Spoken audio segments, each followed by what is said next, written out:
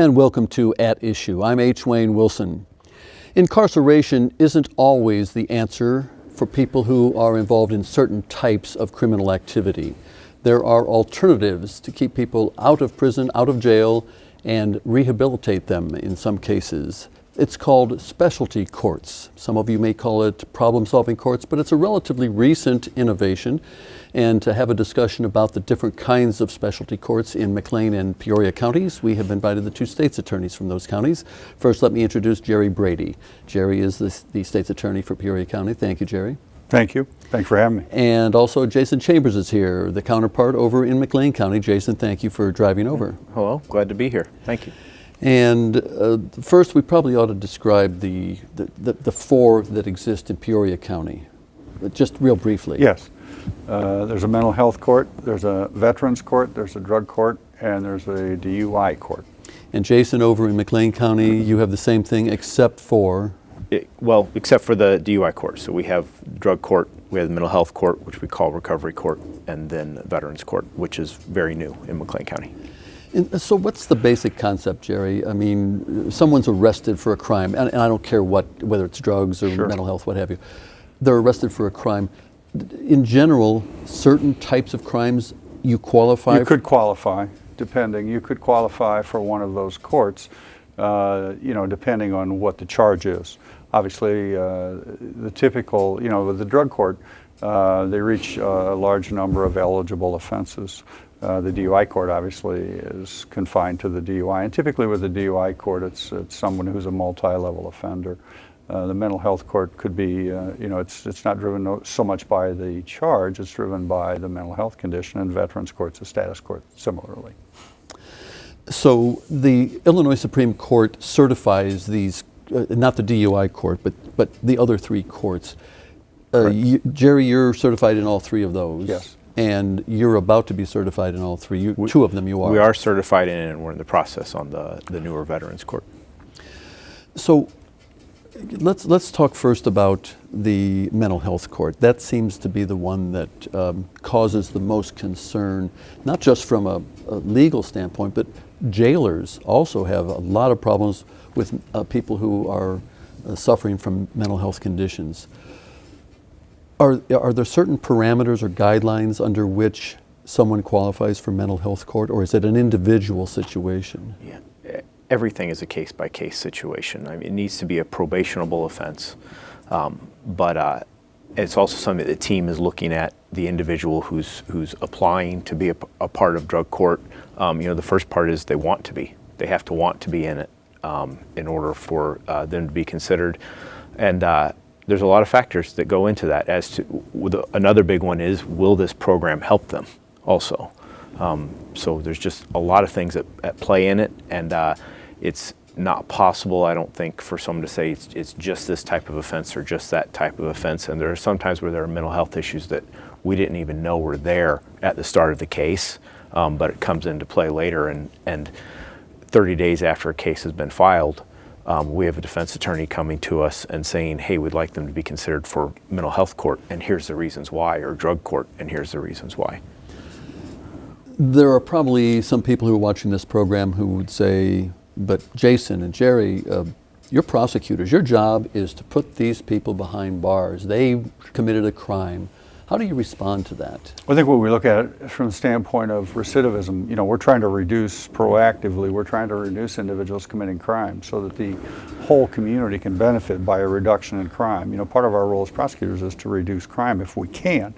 These seem to be mechanisms in some cases that'll work. I think you see the DUI and you see the drug court. Those are separate in terms of the direction they take, alcohol and drugs, as opposed to the veterans court and the mental health court that focus on the individual, whether it's a mental health problem or whether or not it's a veteran with a problem. In terms of the mental health court, to kind of return to where we were on the mental health court, we look at the mental health court from the standpoint of, are we going to be able to restore some direction in this person's life from a mental health standpoint? Because oftentimes the mental health, the individual will be on medication, they'll feel like they've restored themselves and they don't need the medication, they'll fall off the medication, and so oftentimes the mental health court becomes the mechanism, and when they fall off, they commit crime. And so the mental health court becomes the structure so that we can monitor that they continue to take their medication. Go ahead, Jason. I agree with that 100%. I mean, with the question of some people saying, well, isn't it a prosecutor's job just to go out there and be hard?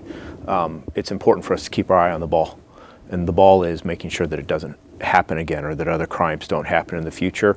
And the whole reason why we have the punitive aspect of our system is to try to make it so it doesn't happen again. But there's a lot of individuals where the punitive aspect isn't going to be the most effective way to keep them from recidivating. And part of the issue here, and if I understand it correctly, why we have mental health recovery courts is that jails often are the largest provider of mental health services in just about any county. We have a multi-million-dollar expansion going of our jail right now. There's a dollars and cents reason why these issues need to be addressed. Taxpayers are having to pay for this, and there's no one to blame on that. There are mental health issues that our jail was trying to address that our sheriff wasn't able to address with the current setup. A lot of the people who are coming through with mental health issues, if they were having to be monitored 24/7, the only place to house them was in the booking area. And the booking area, it's lit 24/7.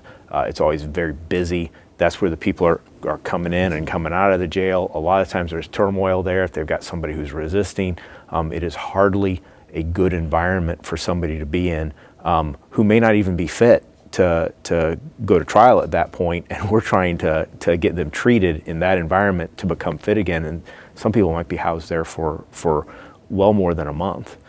So there's a dollars and cents aspect of why this is an important issue, and it needs to be addressed. Not just the human side of it, but that end of it as well. Jerry, can you explain, if possible, in simple terms, the process of mental health court? Well, there's a screening mechanism that takes place to determine, whether or not we're going to be able to assist the person. Because I think that's, with mental health court, that's a real problem. We need to make certain that we're going to be a benefit to the person. And it's usually a lower offense. The mental health court is normally a lower offense offender. They're not the ones that are committing the Class X, Class 1s, Class 2s that they wouldn't be eligible for, but they're not the real offender. They're the person who has a mental health issue, and typically they're committing crimes, and they're typically, the individual I talked about earlier, you mentioned individual that may be committing disorderly conduct, which is a low-level offense. Disorderly conduct is a Class C misdemeanor. They're committing the offense because they have a mental health condition. And so stopping, again, back to where we were before, trying to stop the behavior, trying to stop the crime, mental health court can become that tool where you've got a closer scrutiny on somebody and hopefully change their behavior with medication. Once someone enters the mental health court and they're before a judge. Mm-hmm. Is there someone who follows up with this individual to make sure that that the rehabilitation takes place? So in McLean County, our mental health court has 2 probation officers who that's their job, that's their role, is keeping track of these individuals. They're a resource for them. But they're also checking up on them, making sure that they're doing what is supposed to be done, and they're reporting to the court. So each week there's a staffing, and they're saying this individual is struggling with these aspects. This individual is doing really well. So they are appearing in front of the court, but what the court is relying on is the information that was given to them by those probation officers who are assigned to it. And our other specialty courts are the same. Similar in Peoria County? Yes, and I think it's important to realize there's a distinction. Typically we engage in the criminal justice system, people are familiar with they appear in court, and then there's going to be a postponement, there's going to be time that's going to pass before they appear again. To the contrary, when you're talking about these specialty courts, it's a more intense relationship between the court. In other words, they can come back either every week, or they come back much more frequently, consistent with what Jason just mentioned, so that there's a mechanism for monitoring the progress and then the report to the court. So it's a more intense environment than the typical criminal justice system, where we see, okay, you come in first for your plea, now it's set for trial, and now you determine whether or not you're going to trial or not. So as they go through the process, at some point they are deemed, okay, you met all the necessary Yes. requirements. Yes, and then they're discharged. They're discharged, but what happens to their criminal charge? You know, it depends, and that's really an individual case-by-case basis. Some avoid a conviction. You know, more frequently the individuals in drug court are anxious to do that. But, you know, again, you see, with the drug court, you see a more serious offense than you do typically from Peoria County's perspective for the Veterans Court or the Mental Health Court. So it would depend, Jason, on the severity of the charge to begin with as to whether or not the charge is expunged. Yeah, that would be a factor. A factor. How, I mean, relative to other, the regular court system that we all know, how many people, percentage-wise or numbers-wise, go through a mental health court or another specialty? You know, they're smaller numbers. We have more in the drug court because there are more individuals, and you know, it's a different. Those are the more the individuals more serious charges are seeking the drug court. So you know, you're talking about, and DUI court is down in terms of numbers. You know, you might be looking at 20 and below on those courts as opposed to the drug court, which at times can exceed 45 to 50. But those are small numbers compared to... To the total prosecution, yes. Mm-hmm. That's similar. We have usually around 40 in our drug court program. I don't know if we've ever gone over 20 in our mental health, but it's usually between around the 15, 20 number. And our Veterans Court, we anticipate is going to be lower than either of those as well. And when you look at the number of cases that come through, I mean, between DUIs, felonies, and misdemeanors in McLean County, in 2015, we had about 4,000 cases. We're going to be down from that for 2016 when we look at those final numbers. But it's still, regardless, out of those total numbers, the numbers that I just mentioned of the folks in the specialty court is considerably low. There's a little bit of a difference in these courts in that, for instance, the Veterans Court, that's an individual who didn't necessarily sign up for, you know, they served their country, and because of PTSD or what have you, they ended up in the criminal justice system. Mental health, similar situation. So it's not a case of you're a bad guy from the get-go. And these are the people you're trying to help. Right.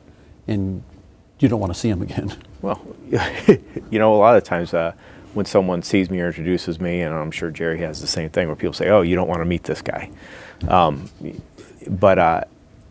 So yeah, I don't want to see them again in the context of in the criminal justice system. But you're right. I mean, you're talking about people who in our Veterans Court program, and in most of them, there's that level of sympathy of these folks didn't sign up to get PTSD. That's not what they were out there trying to do. With mental health, no one's choosing to do that. With drug court, addiction has a hold of them, and maybe they're not continuing to do it, but I do think that there is a difference of, at some point, they probably chose to start abusing one of those substances or another, but at the point where they're dealing with us, it's really out of their control because they're addicted. Let's turn to drug court. And what types of drug offenses might qualify? And I remind myself that this is individual in nature. We have, you know, with drug court, the defense has an opportunity to seek drug court. So they can, based on the charge, they can ask for drug court. It's intended to not be the more violent offenses. It's intended to be, although you can have burglary, and you know, you can have some of those offenses, and hopefully, if they're committing the crime again because of the drug addiction, hopefully then we're able to preclude them from committing more burglaries. But in drug court, you know, the defense will seek drug court because it accepts more serious offenses. We don't typically see that in the other specialty courtrooms other than DUI. And similar? Yeah, I think one of the struggles that we have is identifying, you know, we want to have people who are the users in the drug court. It's important that we not have people who are dealers in drug court because they could put other people at risk by being in that population. I think there might be a perception out there of, well, it's clear cut. You're a user or you're a dealer, and it's not that simple. There's a lot of people who are both. There's a lot of people who are dealing so that they can fund their habit, and it's sometimes not clear cut in terms of making that distinction of who is who. And we have to look at it also from the context not just of who might benefit from drug court. We also have to be very careful that we're not putting somebody in the drug court who puts other drug court participants at risk, and putting someone who's a dealer in there could certainly do that. You know, we see that in Peoria County many times. The drug court, the individuals are there. They're trying to get into drug court so they can avoid a prison sentence, and you know, to the contrary, we need heroin. You know, we're all aware of the opiate crisis. You know, we would hope that we could get some of the heroin users into the drug court program, but they're the low level, you know, the class 4 possessions of a controlled substance, those types of cases, and there are alternatives available separate and apart from the drug court program where they can still get probation and avoid a criminal record with either the task or the drug probation. So sometimes we're not reaching the individuals with drug court that we really need to reach, and namely that would be the user, the heroin user, the addict. Is that partly because they're charged with a misdemeanor, because by the time you get there, the drug is gone, they've used it, and there might be paraphernalia? Yeah, if it's a paraphernalia, you know, it's a Class A misdemeanor, and if it's a possession of heroin, a small amount, the residue, it's a Class 4 possession of a controlled substance. And they see an opportunity that, well, I can avoid the scrutiny, I can avoid coming to court every week, I won't have the intense environment with supervision if I just simply I go to court one time and I take probation, and I'm done. You see similar situations where the people say, I'm not going to go to drug court. Yeah, I'm just going to take my chances with the judge and get probation possibly, and the problem is they're back out using. Right. Oftentimes we don't see people say they want drug court until they're faced with a prison sentence. So when you're talking about those folks who are getting charged with the Class 4s, I can't think of somebody ever committing a Class 4 possession of a controlled substance in McLean County and it being their first offense and them going to prison based on that.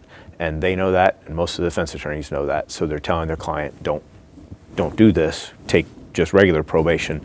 It might be their third, fourth, or fifth offense before it's really at the point where they're going to end up with a prison sentence from a judge where they don't want to take their chances, and that's when we're seeing them go into drug court.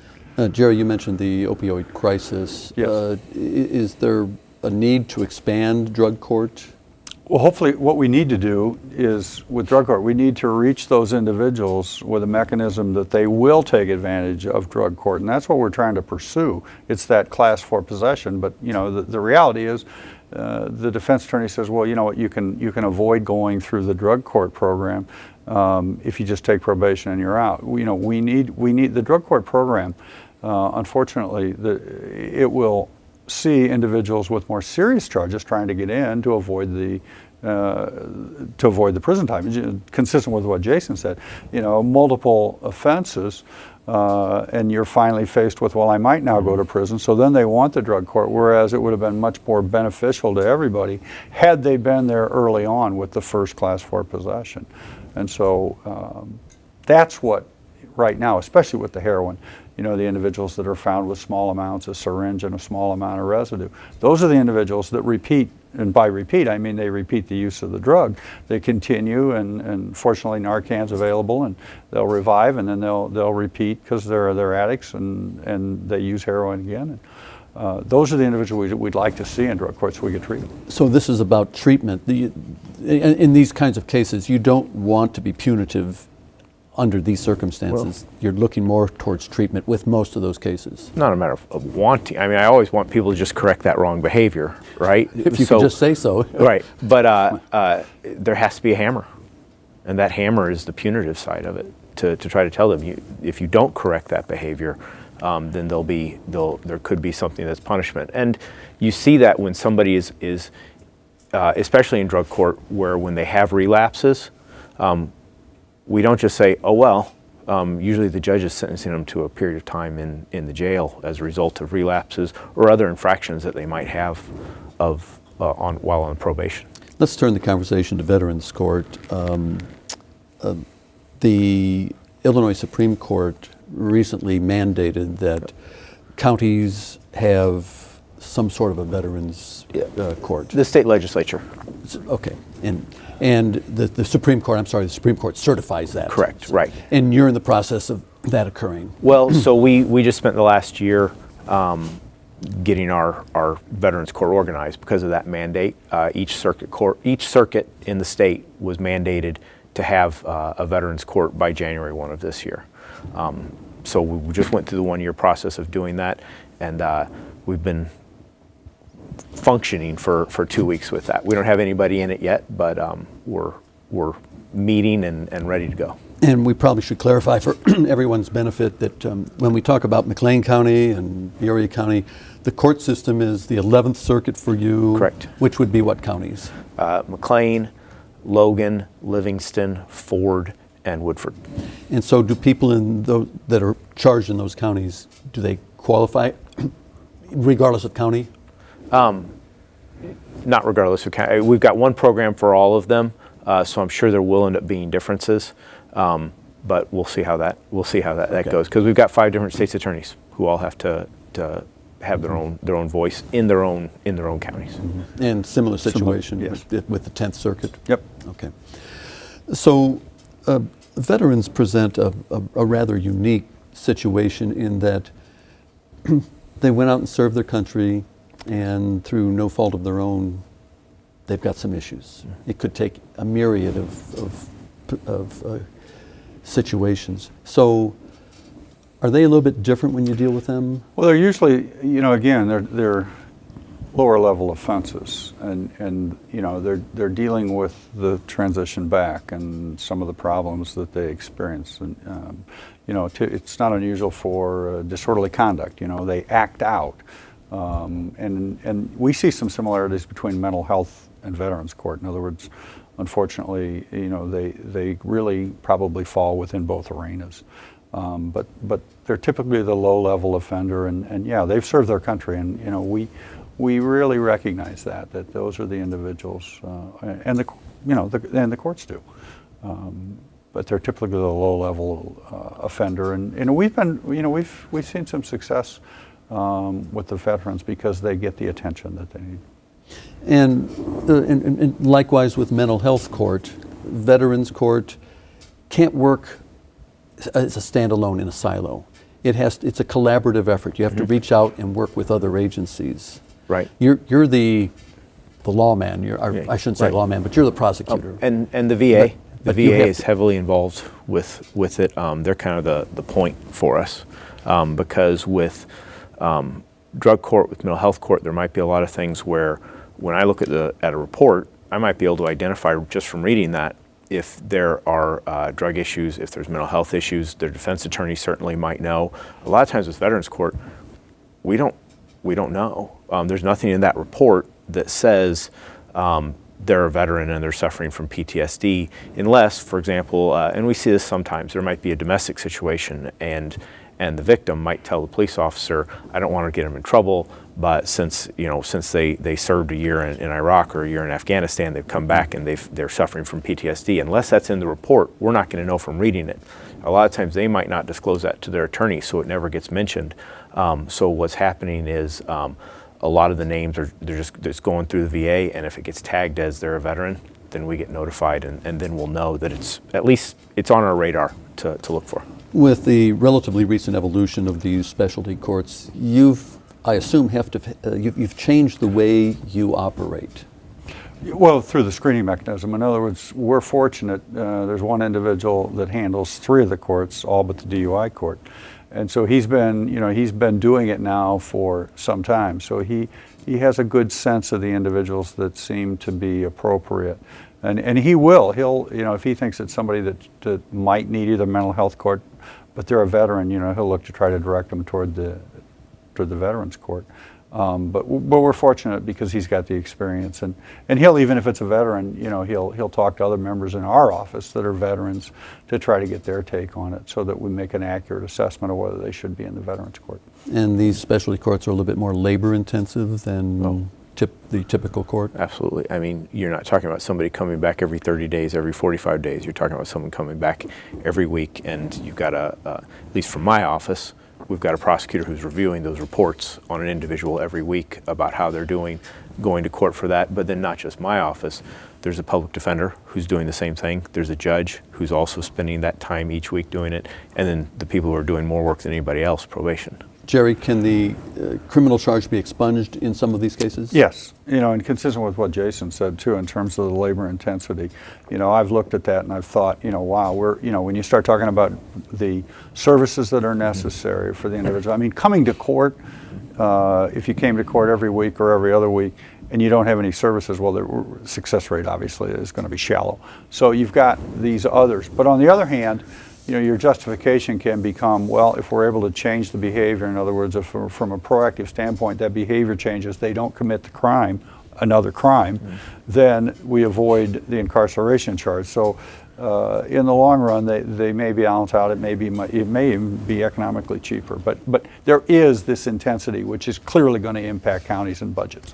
And I don't want to go over time. I might be charged by my director with some sort of offense, so we're going to call the conversation at that and say thank you to Jerry Brady, the Peoria County State's Attorney. Thanks for having me.